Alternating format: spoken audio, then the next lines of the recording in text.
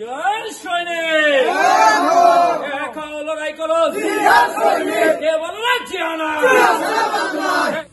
জয় সৈনিক, এখন লড়াই করো, কে বলো না জিয়ানা। জয় সৈনিক।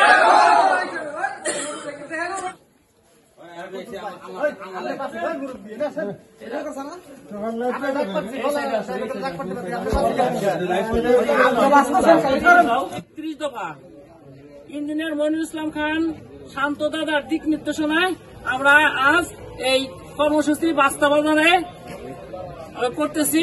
আপনারা দেশনায়ক তারেক রহমান কর্তৃক রাষ্ট্র মেরামত 31 দফার কাগজ দিলাম, এটা একটু পড়বেন।